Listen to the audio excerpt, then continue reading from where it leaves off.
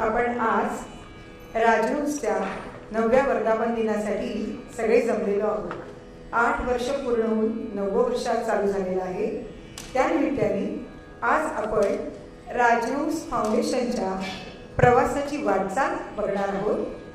कार्यक्रमासाठी सगळे उपस्थित राहिलेले रसिक प्रेक्षक सगळ्यांना पुन्हा मी एकदा विनम्र अभिवादन करते. आणि तू चाल पुढं ह्या कार्यक्रमाला आपण आता सुरुवात करूया. प्रथम कुठलीही कार्यक्रमाची सुरुवात म्हटली की ती आपण देवाच्या आराधनेने सुरुवात करतो. गणपती आणि दीप प्रज्वलनाने सुरुवात करतो.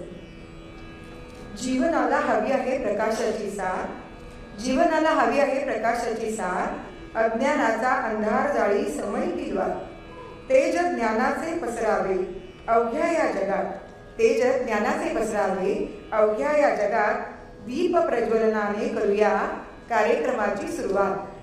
मी मनीषाताईंना विनंती करते की आपले उपस्थित जे अतिथी असतील त्यांना रंगमंचावर दीप प्रज्वलनासाठी घेऊन या.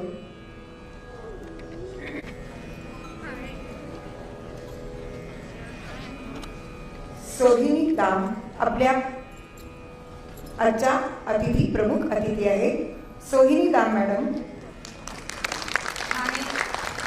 Thane club of lawyers rotary club. Doctor Deepak Ayurved. Solaris hospital.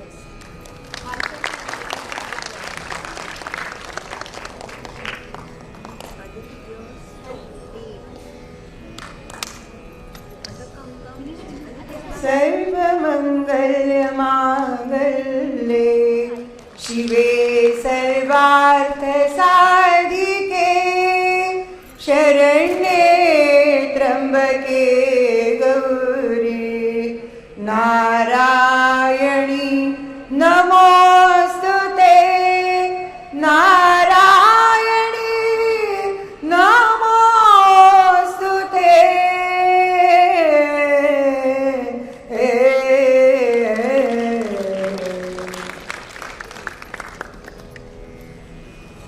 तर मंडळी, आता दीपप्रज्वलन झालेलं आहे. आपण आजच्या कार्यक्रमाची सुरुवात करणार आहोत. आकाश सर यांच्या बासरीवादनाने. तत्पूर्वी त्यांच्या बासरीवादनाची तयारी स्टेजवर होत असताना मी थोडक्यात तुम्हाला राजहंसच्या काही उपक्रमांबद्दल सांगणार आहे. 2013 साली राजहंस हा नुसता एक ग्रुप होता, पण 2015 साली ऑफिशियली त्याला मान्यता मिळाली. एक संस्थेमध्ये त्याचं रूपांतर झालं. खरं तर ही संस्था वाढणं हे म्हणजे कुठलीही संस्था वाढणं ही आनंदाची गोष्ट असते, पण ह्या बाबतीत जरा वेगळं आहे की जी ही संस्था आहे ती ऑटिझम मुलांची आहे आणि ही संख्या वाढावी अशी कोणाचीच इच्छा नसते.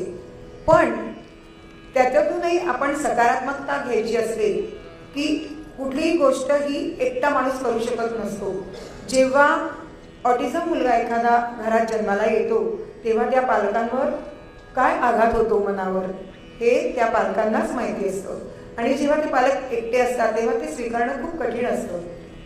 पण समदुःखी पालक जर एकत्र आले तर हातात हात घालून एकमेकाचं दुःख त्याचं निरसन करून त्याच्यामध्ये ज्या अडीअडचणी असतील त्याचं निरसन त्या एकमेकांच्या सहकार्यानेच होतं.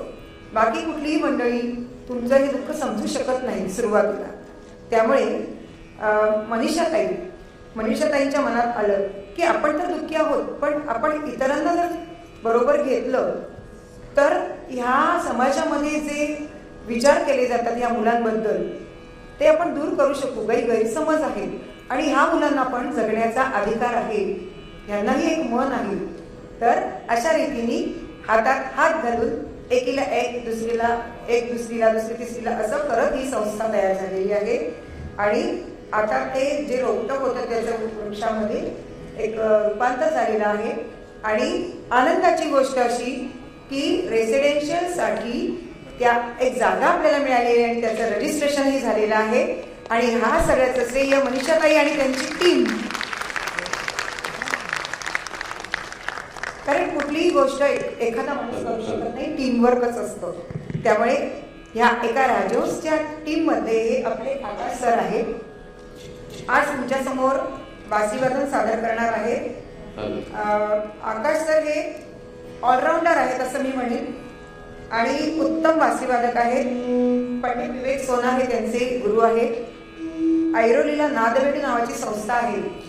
अगदी 6 वर्षाच्या मुलापासून ते 60 वर्षापर्यंत सगळ्या व्यक्तींना बासीवादनाचे धडे हे देत असतात आणि गेली 6 वर्ष आपल्या राजहंस या संस्थेमध्ये कीबोर्डचं प्रशिक्षण या मुलांना देत आहेत. त्याचं तुम्ही प्रात्यक्षिक बघालच, पण यापूर्वी आपण त्याचं बासीवादन ऐकूया. सर, कुठला राग ऐकवताय?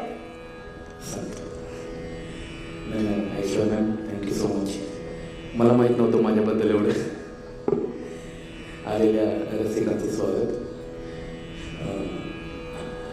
राजवंशमध्ये आता 6 वर्ष पूर्ण होतील आणि नेहमी गणेश वंदनाचा मान आम्हाला मिळतो. मोठी गोष्ट असते ॲक्च्युली, जेव्हा कलेच्या देवताला तुम्हाला नमायला मिळतं आणि त्याने सुरुवात करायला मिळते तुम्हाला. तर गणपतीची आरती सर्वांनी ऐकली का इकडे? कोणी कोणी ऐकले मला सांगा झालं इथे. अच्छा, सर्वांनी ऐकले. ही गणपतीची आरती जेव्हा लता दिदी गातात तेव्हा ती वेगळी ऐकू येते, आपण गातो तेव्हा वेगळी ऐकू येते. आणि हीच आरती आज 2 वेगवेगळ्या रागात ऐकवायचा प्रयत्न करेन मी. आणि हा पहिल्यांदा प्रयोग करतोय मी. एक शृंगार, भक्ती शृंगार रागात आणि दुसरा एका गंभीर रागात. ते तुम्ही जेव्हा देवाला विनवणी करता तेव्हा 2 वेगवेगळ्या विनवणी असतात. जेव्हा संकटात आपण देवाला धाव देतो ती वेगळी असते, आणि आयुष्यात सगळं नीट चालले तेव्हा सुद्धा देवाला एक धाव करतो की जे चालले ते असं चालू दे. ती एक धाव वेगळी असते. त्याला दोन्ही रसांचं मिश्रण तुम्हाला तुमच्यासमोर दाखवायचा प्रयत्न करेल. धन्यवाद.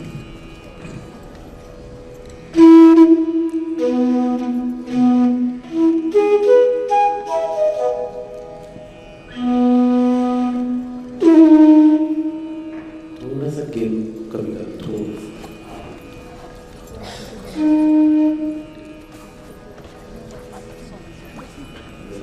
चुकी वगैरे झाली तर त्याची जबाबदारी माझी असेल. जर काय थोडंफार तुम्हाला आवडलं त्याची जबाबदारी माझ्या बरोबरची असेल.